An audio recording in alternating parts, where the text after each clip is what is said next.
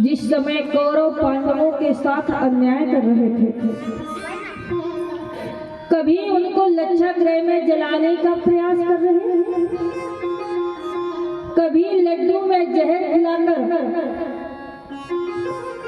मिलाकर के खिलाने का प्रयास कर रहे हैं, और कभी पेड़ में उल्टा लटकाने का प्रयास कर रहे हैं। निम्न प्रकार के षड्यंत्र रच रहे हैं।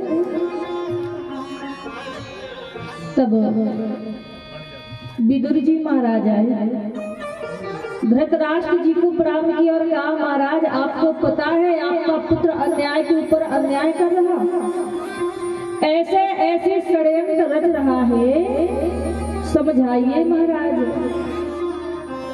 ये मत सोचिए कि पांडव कुछ करना नहीं जानते, कहना नहीं जानते, सब जानते, लेकिन आपका सम्मान कर रहे हैं। महाराज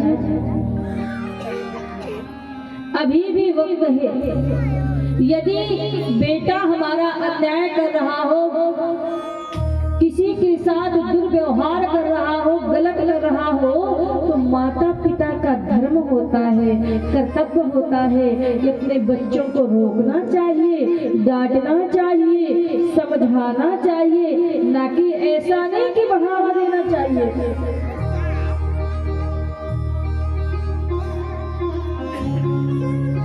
और ये आपका बेटा निश्चित ही विनाश करवाएगा, इसलिए अभी भी समझाइए। इतने बीच में आ गया दुर्योधन ने सारी बात सुन, भड़क गया और कहा, नमक हलाल, मेरा नमक खाता और मेरे पिताजी को मेरे खिलाफ भड़का रहा, जा यहाँ से निकल जा, शकल मत दिखाना अपनी। विदुर जी महाराज चुपचाप निकल गए, बोले, धन्य महाराज, अभी भी आप कुछ नहीं बोल रहे, इतना अपमान कर रहा बेटा, कोई बात नहीं, ठीक है। गए विदुरानी को लेकर के आश्रम में रहने लगे।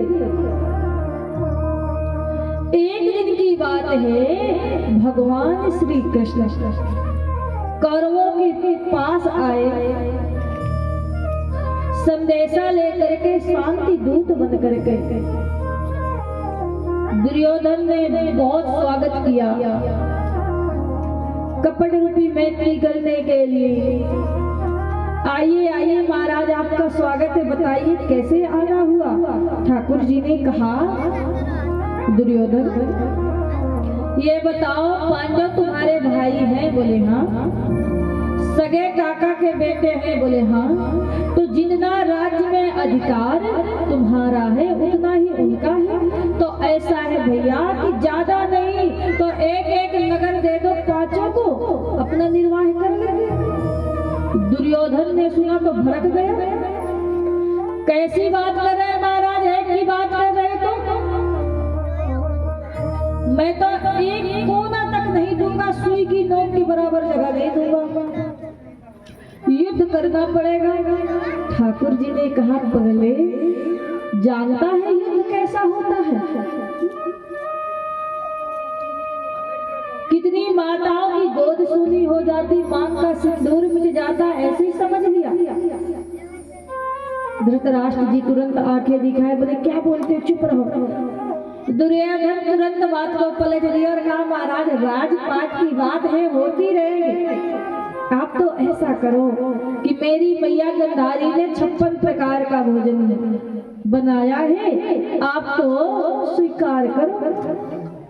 अब भगवान ने कहा कि देखो, भोजन तो व्यक्ति दो परिस्थिति में करता है किसी के यहाँ, या तो कोई भूख से बहुत ज्यादा पीड़ित हो और या तो भोजन कराने वाले के मन में श्रद्धा हो, ना मैं भूख से पीड़ित हूँ ना श्रद्धा है। तो ऐसा है महाराज की रहने दो, मेरा तो निमंत्रण विदुर काका के यहाँ है। विदुर विदुरानी खड़े थे ठाकुर जी को देखने के लिए, बहुत भीड़ आई थी। तो सबसे पीछे विदुर विदुरानी। विदुर जी ने कहा, अरे लाला क्या बोल रहा है, देखो मेरा कितना सम्मान कर रहा, सबके सामने बोल रहा, मेरा निमंत्रण है, अब निश्चित ही आएगा। अरे विदुरानी जाओ, जाकर के चौका पाओ दो, सफाई करो घर की, पता नहीं लाला कब आ जाए। अच्छा अभी जाती हूँ। और महाराज विदुर विदुरानी गए माखन मिश्री लेने के लिए, विदुर काका गोप बजरिया गए। यहाँ ठाकुर जी पहुंच गए कहाँ, विदुरानी की यहाँ कुंडी खटखटाई, काकी दरवाजा खोलो, काकी दरवाजा खोलो। काकी ने सुना लाला की आवाज है, दौड़ करके आई और जैसे कुंडी को खोला देखा मेरे श्याम सुंदर आ गए। लाला आ गया तू, आजा आजा बैठ, इधर बैठ जा। नाना ये जगह ठीक नहीं, तू तो इधर बैठ जा। नहीं ये जगह ठीक नहीं, तू तो इधर बैठ जा। मानो महाराज पूरे आंगन में घुमा दिया। ठाकुर जी ने कहा काकी तू तो मुँह को ऐसे बैठा दे यहाँ पे, ठीक ठीक बिठा दिया। ठाकुर जी ने कहा काकी बड़ी जोर की भूख लगी है। लाला चिंता मत कर, तेरे काका गए हैं गोप बजरिया, माखन मिश्री लेकर के आने वाले होंगे, थोड़ा सा रुक। बोली नहीं काकी रुक नहीं पाऊंगा, मुझे तो बड़ी जोर की भूख लगी। अच्छा तो ठीक है लाला, ऐसा है मैं अभी जाती हूँ कदली वन से कुछ फल लेकर के आती हूँ। टोकरी लेकर के आई, इतने केला तोड़ कर ले आई। ठाकुर जी सामने बैठे, बड़ी प्रेम के साथ केला खिला रही। अब देखिए इतना प्रेम में पागल हो गई कि महाराज गूदा गूदा बाहर फेंक रही और छिलका छिलका ठाकुर जी को खिला रही।